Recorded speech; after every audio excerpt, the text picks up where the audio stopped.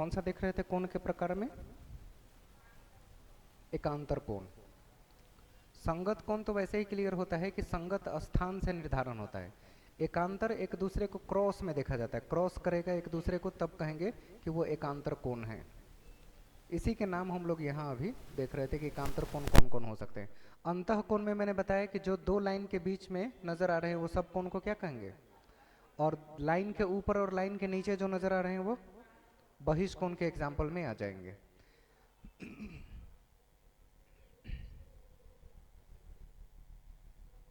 अब इसमें दिया हुआ है त्रिभुज क्या होता है, त्रिभुज के कौन कौन से प्रकार है। जो पांचवी छठे में पढ़ा था उन सब से जुड़े हुए लाइन है।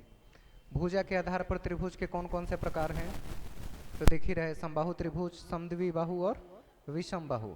नोट बनाने की जरूरत आपको नहीं है क्योंकि आपके पास पीडीएफ है, तो फिर से अलग से नोट मत बनाइएगा, टाइम लॉस होगा। कोण के प्रकार को बस एक बार देख लीजिएगा कि पुरानी सारी बातें याद हो जानी चाहिए, ध्यान में आ जाए। कोण के आधार पर अगर हम बांटे तो न्यून कोण, अधिक कोण और न्यून कोण, अधिक कोण, सम कोण और ये सब तीनों नजर आते हैं। विशेषताओं में देखें अगर तो त्रिभुज के अंतः कोणों का योगफल कितना होता है, 180 डिग्री। बहिष्कोणों का योगफल बाहरी रूप से तो वो पूरे 360 डिग्री दिखेंगे। तो ये सब नाम याद रखना है क्योंकि क्वेश्चन में जब दिखेगा कि 3-4 बहिष्कोण दिया हुआ है और एक कोण नहीं पता है तो पूछेगा कि वो तीसरा या चौथा कोण कौन सा होगा बहिष्कोण में। तो ध्यान रखना है बहिष्कोण हमेशा सबका जोड़ कितना होगा, 360, और अंतः कोण में 180। त्रिभुज की भुजाओं में क्षेत्रफल वगैरह के परिमाप के लिए फॉर्मूला बताए थे क्षेत्रफल में कि त्रिभुज एबीसी जब तीनों भुजाएं अलग अलग दी गई हो तो परिमाप निकालना है तो a plus b plus c, और जब अर्ध परिमाप निकालते हैं तो a plus b plus c by 2 कर देते हैं उसको, उसी को अर्ध परिमिति के नाम से भी जाना जाता है। और त्रिभुज के क्षेत्रफल का फॉर्मूला आपको दिख रहा है, s into s minus a, s minus b, s minus c का रूट। वैसे ही त्रिभुज का क्षेत्रफल अगर हम बात करें तो समकोण त्रिभुज के बारे में बात करें तो क्या होगा, 1/2 गुना आधार गुना ऊंचाई। और समबाहु त्रिभुज का क्षेत्रफल √3/4 भुजा स्क्वायर। पिछले क्लास में यह डिस्कस हुआ था।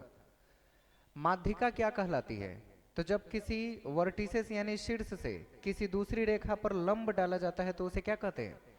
और माध्यिका का काम ही है कि वो उस पूरे लाइन को 2 बराबर हिस्सों में डिवाइड कर दे। माध्य माने बीच का होता है, बीचों बीच, यानी कि वो उस रेखा को 2 बराबर भागों में विभाजित कर देती है। अंतः कोण क्या होता है, तो जो त्रिभुज बनती है उसके अंदर जितने कोण दिखेंगे, अंदर यहाँ यहाँ ये सब जो कोण दिख रहे हैं इन सबको क्या कहेंगे, सबको अंतः कोण कहेंगे। और अगर इस लाइन को हम बाहर खींच दे और बाहर कोण बनाए तो वो बाह्य कोण के नाम से जाना जाता है। शीर्ष लंब क्या कहलाता है, तो जब शीर्ष से किसी रेखा पर लंब डाले तो शीर्ष लंब कहते हैं उसे। लंब केंद्र क्या होता है, तो अलग अलग वर्टिसेस यानी शीर्ष से जब किसी रेखा को एक जगह लाकर मिलाते हैं, जैसे वहां मिलाया गया है, तो उसी को कहते हैं लंब केंद्र। यानी 3 लंब डालने के बाद जो तीनों एक दूसरे को जहां भी क्रॉस करेंगे, प्रतिच्छेदन करेंगे, उसी बिंदु को लंब केंद्र के नाम से जाना जाता है। तो 3 पॉइंट से 3 रेखाएं खींची जाए और वो केंद्र बिंदु है जहां तीनों एक दूसरे को क्रॉस कर रहे हो। त्रिभुज की समरूपता के बारे में सुना क्लास 9 में, कॉन्ग्रुएंसी, समरूप त्रिभुज। भुजा कोण भुजा के आधार पर, भुजा भुजा भुजा के आधार पर कोण भुजा कोण, ऐसे नाम आते हैं, वही सब जानना है। त्रिभुज की समरूपता के क्या क्या आधार हो सकते हैं वो जानेंगे। दो त्रिभुज समरूप कैसे दिखते हैं, जब उनकी रेखाएं उनके कोण बिल्कुल समान नजर आते हैं तो कहते हैं समरूप है। सम माने बराबर, रूप का मतलब दिखना, वैसा ही रूप, तो इसका नाम क्या रखा गया हिंदी में, समरूप। सम माने बराबर यानी एक जैसा दिखना, समरूप का यही अर्थ होता है। त्रिभुजों की सर्वांग समता, सर्वांग को अलग अलग अगर आप विभाजित करके समझे तो कहेंगे सर्व अंग समता यानी समान। किसी त्रिभुज के सभी अंग समान हो तब उसे क्या कहते हैं, सर्व अंग समानता यानी सर्वांग समता। इसको एक साथ जोड़े तो सर्व अंग समता ऐसे विभाजित करेंगे। सर्व माने सभी, अंग माने उसके लाइंस या एंगल्स जो भी होते हैं, और समता यानी उसकी समानता की बात कर रहे हैं। तो ऐसे सर्वांग समता शब्द को हम समझ पाते हैं। सर्वांग समता को संकेत में इक्वल टू के ऊपर एक सिग्मा जैसा चिन्ह बना दे, इक्वल टू लिख के एक ऊपर सिग्मा जैसा बना दे, तो वो सर्वांग सम होने को संकेत को दर्शाती है। दिख रहा है वहां? सर्वांग समता के नियम है, किस नियम के आधार पर? तो भुजा भुजा भुजा यानी एस एस एस के आधार पर है। यानी कि दो त्रिभुज, उन दोनों की सर्वांग सम भुजाएं, अब मतलब जो संगत भुजाएं दिख रही है, अगर वो समान है, तीनों भुजाएं संगत भुजाएं समान है, तो सर्वांग समता का पहला नियम एस एस एस को फुलफिल करती है। इसका एग्जाम्पल आप यहाँ देख सकते हैं। ए बी जो रेखा है वो उस ए डैश बी डैश के बराबर है, बी सी जो रेखा है वो बी डैश सी डैश के बराबर और ए सी उसके बराबर है। यानी तीनों दिखने में एक रूप जैसे हैं, तो हम इसे सर्वांग सम कह सकते हैं on the basis of sides. भुजाओं के आधार पर हम इसे क्या कहेंगे? सर्वांग सम। इसमें कहीं कोण का जिक्र है? नहीं है। दूसरा है भुजा कोण भुजा, यानी साइड एंगल साइड, मतलब दो साइड के बीच में एक एंगल होना चाहिए, तब ये दूसरी कंडीशन आ जाती है। मतलब ये एक साइड यानी भुजा, फिर ये एंगल, फिर ये साइड आया, तो इसलिए इसका नाम क्या है? Side angle side. और यही है कि इक्वल नजर आ रहे हैं तो सर्वांग सम है, दिख जाएगा वो। इसके बाद दिख रहा है कोण भुजा कोण, मतलब दो कोण के बीच में एक भुजा, एक साइड आनी चाहिए, वहां दिख ही रहा है। एक और एक दो कोण दिख रहे हैं, इसके बीच में ये एक भुजा है। अगर ये दोनों त्रिभुजों में एक जैसे नजर आ रहे हैं, तो इस आधार पर दोनों त्रिभुज क्या कहलाएंगे? सर्वांग सम कहलाएंगे। तो कई तरह के नियम आ जाते हैं। एस एस एस पहला हुआ, ए एस ए हुआ आशा, एक ऊपर पर है सास, एस ए एस सास। तो ऐसे शॉर्ट कुछ नाम है जिसके आधार पर आप इसे याद रख सकते हैं। इसके बाद है समकोण कर्ण भुजा। समकोण में पता ही है कि एक लंब है, एक आधार है और एक कर्ण है। तो समकोण में तो 90 डिग्री दोनों में दिखेगा। उसके अलावा एक लंब और एक कर्ण को ले लिया जाए तो ये क्या बन जाता है? समकोण कर्ण भुजा। एक रेखा जो समकोण से जुड़ी हो, एक कर्ण जो तिरछे दिख रही हो, और उन दोनों के बीच में समकोण जो बन रहा है, 90 डिग्री का एंगल बन रहा है। अगर इन तीनों को दोनों त्रिभुजों में समान रूप से देखेंगे, तब हम इसे कह सकते हैं कि समकोण कर्ण भुजा, यानी कि राइट एंगल हाइपोटेन्यूस साइड के नाम से इसे जाना जाता है। RHS कहते हैं इसको, RHS सर्वांग समता के नाम से इसे जाना जाएगा। कोई दिक्कत नहीं है? त्रिभुज में कोई दिक्कत? पुरानी बातें याद नहीं रखेंगे तो होगा ही। अब चतुर्भुज में बात कर रहे हैं, चतुर्भुज के क्षेत्रफल वगैरह कैसे निकालते हैं, उन सब के बारे में अब एक एक करके वहां से समझेंगे। सबसे पहला नाम चतुर्भुज के प्रकार में कौन सा दिख रहा है? समांतर चतुर्भुज। समांतर चतुर्भुज की विशेषता क्या है? उनकी सम्मुख भुजाएं आपस में समानांतर होती है। समानांतर चतुर्भुज की भुजाएं समान भी होती है और सम्मुख कोण भी समान होते हैं। जब कोई दो भुजा आपस में बराबर होगा तो उनके पास बने कोण भी आपस में क्या होते हैं? बराबर होते हैं। पहचान है, सामने की भुजा बराबर है तो उसके सामने का कोण भी क्या होगा? बराबर होगा। वैसे ही दूसरा नाम दिख रहे हैं सम चतुर्भुज। बनावट देख रहे हैं कैसा है? वर्ग को थोड़ा सा तिरछा कर दिया जाए, टिल्ट कर दिया जाए, तो क्या बन जाता है? लेकिन दिखने में एकदम वर्ग जैसा दिखेगा, लेकिन रेखाएं थोड़ी सी तिरछी नजर आती है, हल्की सी, इसलिए इसका नाम हो जाता है सम चतुर्भुज। सारे गुण वर्ग वाले ही हैं उसमें। चारों भुजा आपस में क्या होगा? बराबर होगा। और जो उसमें डायगोनल दिख रहे हैं, विकर्ण दिख रहे हैं, ये दोनों डायगोनल एक दूसरे को समकोण पे काटते हैं, 90 डिग्री पर काटते हैं। इसके बाद आप क्या देख रहे हैं उसमें? आयत, मतलब जिसके आमने सामने की भुजा क्या हो? बराबर हो। ये कुछ और ही नाम लिख दिया है क्या? प्रत्येक कोण समकोण हो, लग रहा है वर्ग वाला डेफिनेशन डाल दिया है वो। आयत के आमने सामने की भुजा समानांतर होती है और चारों कोण समकोण होता है, बस इतना ध्यान रखना है। और विकर्ण एक दूसरे के बराबर होता है। तीन बातें याद रहेंगी, आमने सामने की भुजा बराबर, चारों कोण समकोण, और विकर्ण जो दोनों एक दूसरे को क्रॉस करेंगे वो दोनों क्या होते हैं? बराबर होते हैं। विकर्ण समानांतर समान। हाँ, वर्ग के बारे में पता है, चारों भुजा समान होते हैं, चारों कोण समकोण होते हैं, और विकर्ण भी क्या होंगे? इसमें समान होंगे। ऐसा चतुर्भुज देखा है कभी पतंग के जैसा? पतंग जैसा, इसका नाम क्या है? उत्तल चतुर्भुज। इसका प्रत्येक कोण 180 डिग्री से थोड़ा कम होता है, या छोटा 170 75 ऐसा होता है। 180 डिग्री से लेकिन कम होता है, उसको उत्तल चतुर्भुज कहते हैं। ये अभी तक सीटेट में एक बार भी नहीं पूछा गया है, लेकिन कोई भरोसा भी नहीं। अवतल चतुर्भुज क्या होते हैं कि बनेगा इसके जैसा लगेगा कि मतलब नीचे से कोई प्रेस कर दिया हो, कट कर दिया हो, और बनने के बाद इसका कोई एक कोण 180 डिग्री से बड़ा होगा, कोई एक कोण, सब नहीं। अगर एक कोण 180 डिग्री से बड़ा है तो उसका नाम क्या रख रहे हैं? अवतल चतुर्भुज। चक्रीय चतुर्भुज की पहचान क्या है? जब किसी वृत्त के अंदर किसी चतुर्भुज को हटा दिया जाए, जिसका सवाल हम कल बनवा रहे थे कि पूरी तरह फिट कर दिया जाए तो उसका क्षेत्रफल निकालिए, कुछ ऐसे ही रचना बन रही थी कल। तो ऐसे चतुर्भुज को क्या कहेंगे? चक्रीय चतुर्भुज कहा जाता है, जो किसी वृत्त के अंदर समा गया हो। चक्रीय चतुर्भुज के सम्मुख कोणों का योग, मतलब आमने सामने का कोण कितना होता है? योग। मतलब ये कोण इसके कोण के दोनों को जोड़े तो कितना होगा? AC 180 और BD भी क्रॉस में 180 के बराबर होगा। टोटल कोण मिला के 360 डिग्री। लेकिन ये नहीं लिखा है कि सब कोण समकोण होगा। दो क्रॉस कोणों का योगफल 180 होगा, जिसमें एक 110 हो सकता है, दूसरा 70 भी हो सकता है, 181 भी हो सकता है, 90-90 भी हो सकते हैं। लेकिन ऐसा नहीं समझना है कि समकोण वाला नियम चक्रीय में लागू कर देंगे कि चारों कोण समकोण होता है।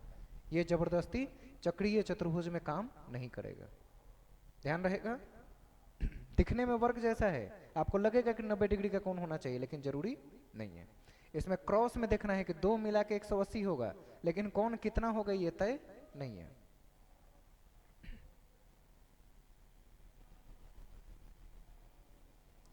वृत्त के अंदर बनने वाला समांतर चतुर्भुज आयत होता है। वृत्त के अंदर अगर उसे बना रहे हैं ऐसे समांतर चतुर्भुज को, तो हम उसे क्या कहते हैं? तब वृत्त के अंदर में उसको आयत कहते हैं। और वृत्त के बाहर बनने वाला समांतर चतुर्भुज सम चतुर्भुज होता है। ये पूछ चुका है एग्जाम में, छोटी सी बात है। लोगों को लगता है कि अंदर बनाए चाहे बाहर, सम चतुर्भुज को सम चतुर्भुज ही कहेंगे, लेकिन नहीं। सवाल को जब थोड़ा सा उसे घुमाना हो तो ऐसे पूछे जाते हैं बात, कथन से। चतुर्भुज के बाहर के सभी कोणों का योगफल, और जो दो अर्धक एक दूसरे को क्रॉस करते हैं उस पर अधिकतम कितना कोण बनेगा? तो एक सरल रेखा पर हमेशा 180 डिग्री का कोण बनता है, ये हमेशा याद रखना है। अर्धक कहते हैं आधा रेखा, तो आधा रेखा पर हमेशा 360 के आधे कोण बनेगा, यानी 180 डिग्री का। ये दो लाइन आपके लिए जरूरी है कि वृत्त के अंदर क्या परिवर्तन होता है। तो वृत्त के अंदर अगर हम समांतर चतुर्भुज बनाए तो वो किससा दिखेगा? आयत के जैसा। और अगर वृत्त के बाहर बनाए तो वो समचतुर्भुज के रूप में नजर आता है।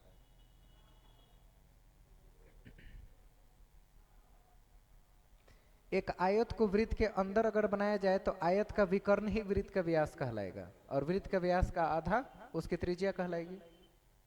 बातें समझ में आ रही है?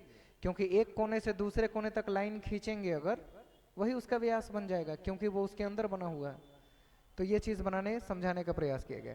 सभी आयत समांतर चतुर्भुज होते हैं, लेकिन इसका विलोम सही नहीं है। ये क्वेश्चन पहले पूछा जा चुका है सीटेट में, कौन सा कथन सही है पूछा गया था। सभी आयत समानांतर चतुर्भुज हो सकते हैं, लेकिन जरूरी नहीं है कि सभी समानांतर चतुर्भुज आयत बन जाएंगे। इसका विलोम सही नहीं होगा। समांतर चतुर्भुज की समांतर रेखाओं के बीच जो अंतः कोण बनेगा अंदर में, वो कितना होगा? एक रेखा पर 180 से ज्यादा कोण नहीं बनते हैं, ध्यान रखिएगा। सभी कोणों का योगफल 360 डिग्री से ज्यादा नहीं होना चाहिए। तो इसमें ये जो बिंदु बनाए गए हैं, इनसे क्वेश्चन कई बार आ चुका है। बनाने वाला दे न दे, इसके कथन से सवाल है, जो आपके नॉलेज की जांच करते हैं कि आप इसके बारे में समझ रखते हैं या नहीं। इसको ध्यानपूर्वक पढ़िएगा, नहीं पढ़िएगा तब भी कोई बात नहीं है। एक या दो नंबर के लिए लोग सोचते हैं कौन इतना मेहनत करने चाहिए। चतुर्भुज का परिमाप कैसे निकालते हैं? चारों भुजाओं का योगफल से। आयत के परिमाप 2 इंटू लंबाई जोड़ चौड़ाई। वर्ग का परिमाप चारों भुजाओं का योगफल। समानांतर चतुर्भुज का परिमाप समानांतर भुजाओं का योग 2 से गुना कर दीजिए, चूंकि आमने सामने की भुजा बराबर होती है। वैसे ही समलंब चतुर्भुज के लिए चारों अलग अलग भुजाओं को क्या करना पड़ेगा? जोड़ना होगा। वृत्त के बारे में भी पिछले दिन थोड़ी बहुत चर्चा किया गया था। वृत्त के बारे में कि एक वृत्त है, वृत्त का केंद्र होता है, केंद्र से परिधि की दूरी को त्रिज्या कहते हैं। त्रिज्या डबल होती है अपने व्यास के, डबल त्रिज्या कर दिया जाए तो व्यास के बराबर हो जाएगी, और व्यास अपने त्रिज्या के आधे के बराबर है।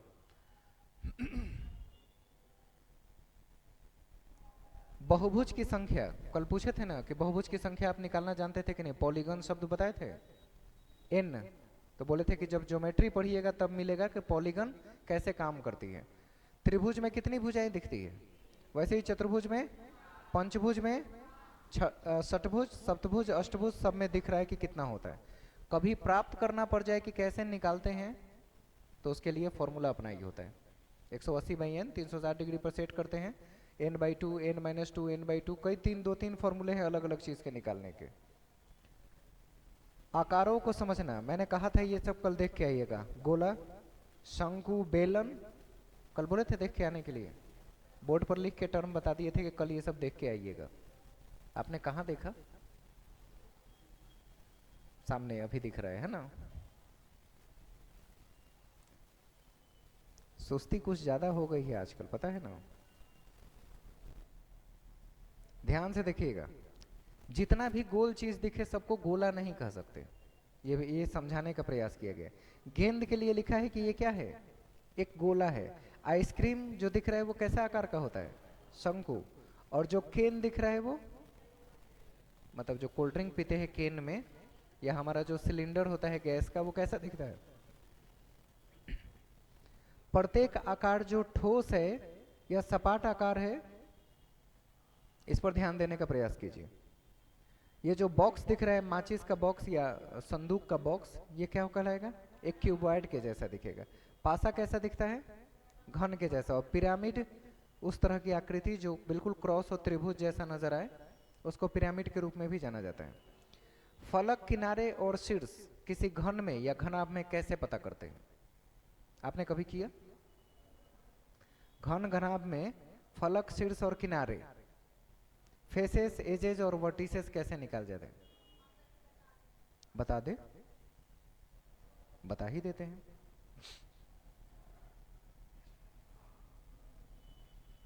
इसका फॉर्मूला होता है F + V = E+2। F माने फोकस, जिसको फेसेस कहते हैं फलक, V फॉर वर्टिसेस और E फॉर एजेस, ये नाम होना चाहिए। आपको ये याद है कि किसी घन में कितने फलक होते हैं, घन के कितने फलक होते हैं, फलक फलक फेसेस 8, और उसके किनारे कितने होते हैं, एजेस? जल्दी जल्दी बताइए। ओ माय गॉड, ऐसी गिनती हमने आज तक नहीं सुना था। एक ही बार 12 होते हैं। और एजेस कितने होते हैं? फलक, फलक फेस को कहा जाता है, फेस यानी फलक, किनारे एजेस को, और शीर्ष वर्टिसेस को। कितना कितना होता है?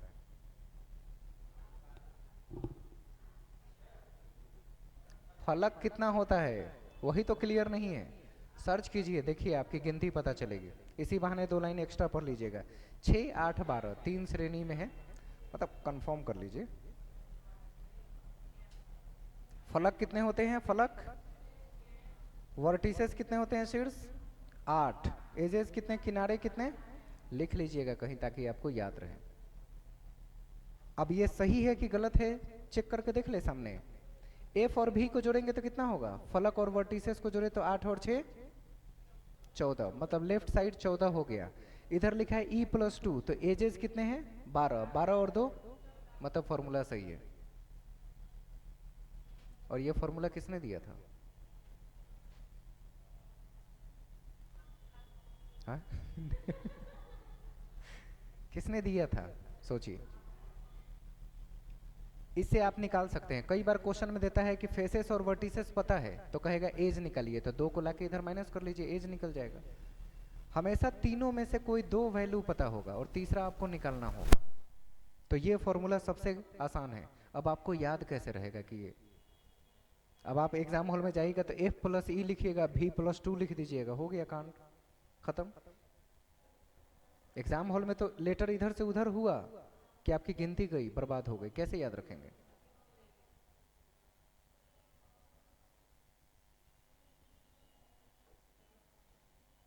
चलिए थोड़ा सा आपके लिए आसान कर देते हैं।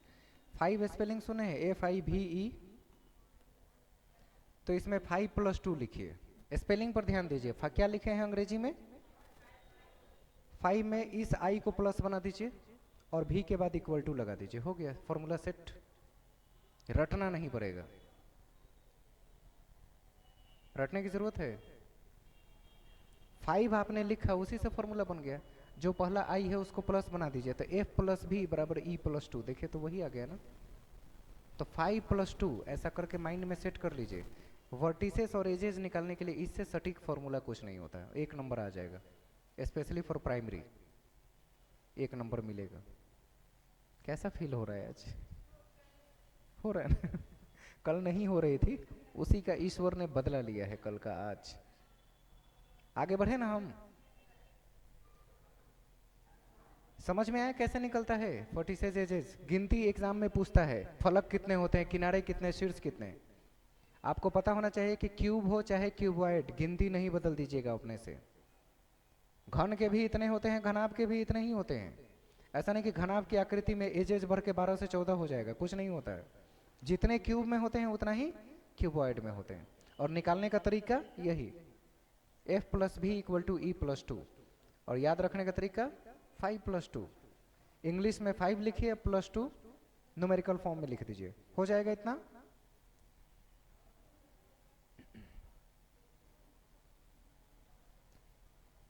घन के बारे में समझाने की कोशिश होती है। घन और घनाभ के बारे में प्राइमरी में सबसे कम क्वेश्चन आते हैं, क्योंकि दोनों 3D इमेज है और 3D इमेज की समझ प्राइमरी के बच्चों में नहीं होती है। ये पेडागोगी का क्वेश्चन है कि बच्चों को 3D इमेज के कॉन्सेप्ट की शुरुआत किस कक्षा से करनी चाहिए? क्लास 6 से। तो पूछा जाए, अगर आपके प्राइमरी में जो लोग एग्जाम देने जा रहे हैं उनसे पूछा जाएगा कि इनमें से कौन सा टॉपिक प्राइमरी में बच्चों के शुरू करने के लिए अच्छा नहीं है, और उसमें दिख रहा होगा घन, घनाभ, शंकु, गोला, कोई भी ऑप्शन दिख रहा है, इसका मतलब ये 3D इमेज प्राइमरी में अनाउंस नहीं करते।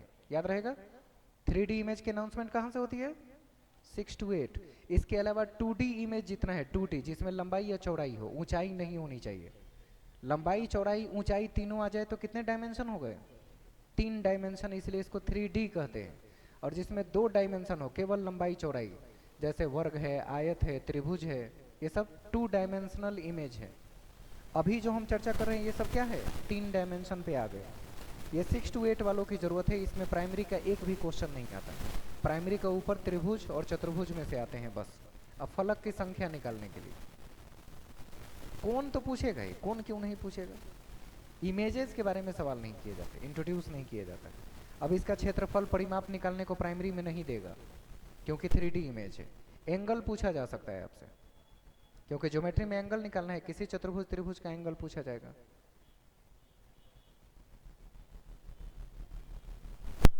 अगर ये बेलन है तो बेलन में ऊंचाई दिख रही है, त्रिज्या दिख रही है, दोनों दिख रहे हैं ना? हाँ, क्या हुआ? खोल दीजिए। अरे कोई बात नहीं, खोल दीजिए, क्या पता कुछ और गर्म हवाएं आए बाहर से। ठीक है, कुछ फायदा है क्या?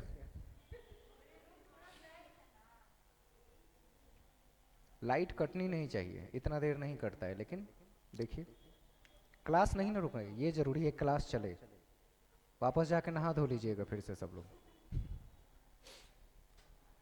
अब इसके बाद हम बात करते हैं शंकु की। शंकु कैसा दिखता है? बर्थडे टोपी की तरह, बर्थडे वाली जो टोपी पहनते हैं लोग, बिल्कुल वैसा ही दिखता है। या फिर जो कोन आइसक्रीम खाते हैं, बिल्कुल वैसा ही है, उसे शंकु कहते हैं। शंकु में ये जो ऊंचाई दिख रही है H कहते हैं, तिरछे वाले को L कहते हैं। इसको तिर्यक ऊंचाई के नाम से जाना जाता है। तो R शंकु की त्रिज्या है, H शंकु की ऊंचाई है, और L उसको तिर्यक ऊंचाई या तिर्यक रेखा के नाम से जाना जाता है। तीसरा टर्म है इसमें गोला। गोला और वृत्त में क्या फर्क है? दोनों तो दिखने में पूरा गोल होता है।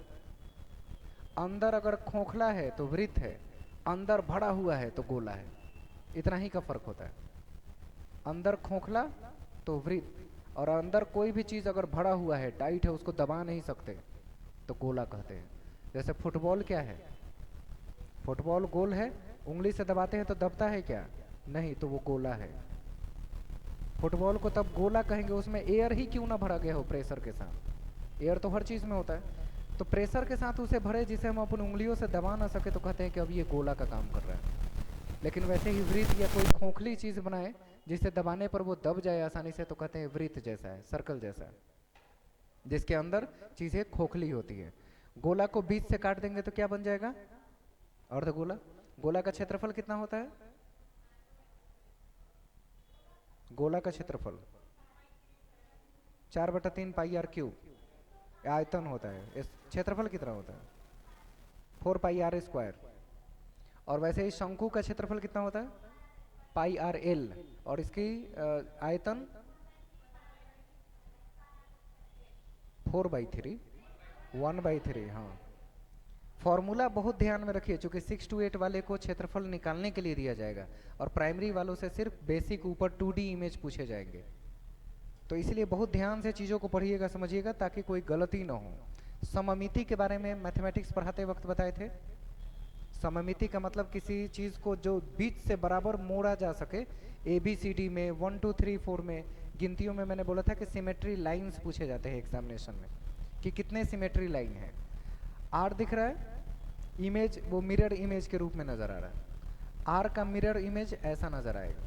मिरर इमेज के बारे में कभी सीटेट में सवाल नहीं किया गया है, लेकिन मैथमेटिक्स का हिस्सा है इसलिए आपको देखना चाहिए।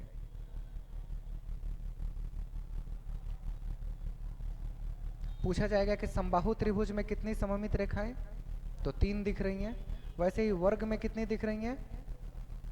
4 सममित रेखाएं वर्ग में नजर आ रही है। सम पंचभुज में 5 सममित रेखाएं और सम षटभुज में 6 सममित रेखाएं। लेकिन अगर गोला हो तो अनगिनत सममित रेखाएं एक गोला के अंदर दिख सकती है। अनगिनत हो सकते हैं जो किसी केंद्र से निकलते हुए प्रतीत होंगे।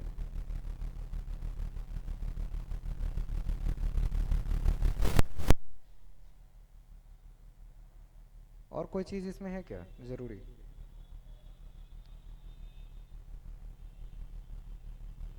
हाँ, ये घूर्णन एक वस्तु को एक निश्चित बिंदु के परितः घुमाते हैं, मतलब किसी केंद्र के चारों तरफ किसी चीज को घुमाना घूर्णन कहलाता है। यह निश्चित बिंदु घूर्णन केंद्र है और उस पर वस्तु घूमती है, इसे घूर्णन कोण कहा जाता है। आधे या अर्ध चक्र का अर्थ होता है 180 डिग्री घूर्णन करना। आधा घूमेगा तो 180, पूरा घूम जाए तो 360 डिग्री घूमता है। अब घुमाने की प्रक्रिया हम क्लॉकवाइज भी घुमा सकते हैं और एंटी क्लॉकवाइज, वो हमारे हाथ में होता है।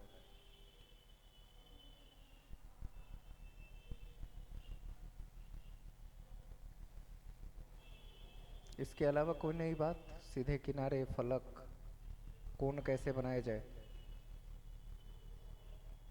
कागज मोड़ कर आकृतियों को बनाना या कोण बनाना बच्चों को सिखाया जाता है, ये भी इसका महत्वपूर्ण हिस्सा है। कोण समद्विभाजक क्या होता है? तो जब किसी एंगल को बनाया जाए उसके बीचों बीच कोई रेखा खींच दी जाए तो उसे कोण का समद्विभाजक कहा जाता है। इसकी मतलब ये जरूरी में नहीं आता क्योंकि इसके लिए बच्चों को कैसे बनाना सिखाना है, औजार बॉक्स, प्रकाल, सारी चीजें लेके, और तब बच्चों को एक एक स्टेप करके सिखाया जाता है कि कैसे कैसे कोण को डिवाइड करते हैं। और प्रकाल की सहायता से 90 डिग्री का कोण कैसे बनाया जाता है एक रेखा खींचकर। तो कहते हैं ना, सबसे पहले काम क्या होता है 90 डिग्री का कोण बनाना हो तो कहते हैं कि एक सीधी रेखा खींच दो और इस रेखा से यहाँ पर प्रकाल से एक लाइन ऐसे क्रॉस कर दिया जाए। मतलब यहाँ से प्रकाल से एक लाइन ऐसे क्रॉस किया, फिर दूसरे जगह से इसको इक्वली कन्वर्ट किया और बीचों बीच इसको मिला के लाइन खींच दिया, तो ये कितने डिग्री का बन गया? तो मुझे लगता है 8वीं क्लास में ऐसे सिखाया जाता था। तो बच्चों को इसके आधार पर कोण को बनाना हम सिखा सकते हैं। कितने डिग्री का कोण है उसके हिसाब से हम रचनाओं को ध्यान में रख के काम करते हैं। त्रिभुज की रचना कैसे की जाए, चतुर्भुज की रचना कैसे की जाए, इसमें आगे क्वेश्चन देखने को आपको मिलेगा। ये सब क्वेश्चन आप देख सकते हैं, ये जरूरी है आपके लिए। 4 भुजाओं से अधिक जैसे समपचभुज, षटभुज, समअष्टभुज आदि आकृतियों के अंतः कोण को निकालने का सूत्र यही होता है, n-2/n इंटू 180, जहां n क्या है? भुजाओं की संख्या। षटभुज है तो भुजा की संख्या कितनी होगी? 6। अष्टभुज है तो भुजा की संख्या 8। पंचभुज है तो, चतुर्भुज है तो बस उतना ही से सेट है। तो n भुजा की संख्या है। अगर कहे कि अंतः कोण ज्ञात कीजिए पंचभुज का, तो फॉर्मूला वही लागू करेंगे कि सभी अंतः कोणों का योग क्या होगा। वैसे ही किसी भी बहुभुज के बाह्य कोणों का योगफल भी निकालने को दिया जा सकता है। उसका क्या फॉर्मूला होता है? बाह्य कोण का निकालने का क्या फॉर्मूला है? कौन सा? हाँ, कितना होता है?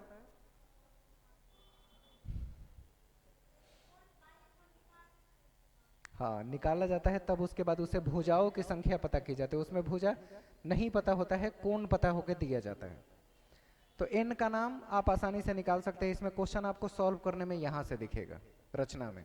क्वेश्चन कैसे कैसे बन सकते हैं समकोण त्रिभुज के, कुछ हल किए हुए प्रश्न भी दिए गए हैं। ये क्वेश्चन ऑलरेडी एग्जाम में आपके आ चुका है कि यदि दो कोटि पूरक कोणों का अनुपात 2:3 है तो उन दोनों कोणों के मान बताएं। प्राइमरी का क्वेश्चन है, बहुत बेसिक। तो कोटि पूरक कोण का मतलब क्या? पूरक, कोटि पूरक माने पूरक होता है, सम पूरक लिखे तो 180। तो कोटि पूरक कोणों का योग 90 डिग्री, यानी इसका अनुपात 2:3 है। तो 2 और 3 5 टोटल, तो 2/5 या 3/5 दूसरा कोण निकालना हो तो ऐसे करके सेट कर सकते हैं। 2/5 गुना 90 यानी 36 डिग्री का। तो पूरक कोण, कोटि पूरक कोण, जिस तरह से इसका नाम है, नाम के आधार पर उसमें कैलकुलेशन करके हम कोणों का वैल्यू प्राप्त कर सकते हैं। ठीक ना? तो ये सब कुछ बेसिक चीजें हैं। इसके बाद ये देख लीजिएगा, आज ही रात को क्वेश्चन भेज देंगे, कुछ बना लीजिएगा ताकि पता चले कि ज्योमेट्री समझ में आ गई। नहीं तो आपके सर का बोझ बढ़ जाएगा। इसमें प्राइमरी में एक क्वेश्चन आए न आए, लेकिन 6 to 8 वाले को आते हैं। प्राइमरी में सिर्फ एक क्वेश्चन आता है। हाँ, एक क्वेश्चन हम मान के चलते हैं कि आता है, लेकिन उससे ज्यादा नहीं कह सकते।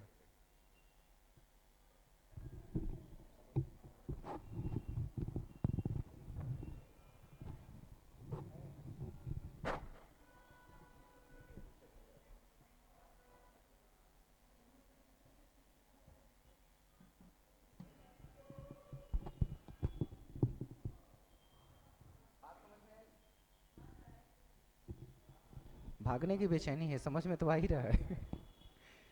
गर्मी ज्यादा भी है, क्या किया जा सकता है। कहाँ इतनी जल्दी? मैंने कम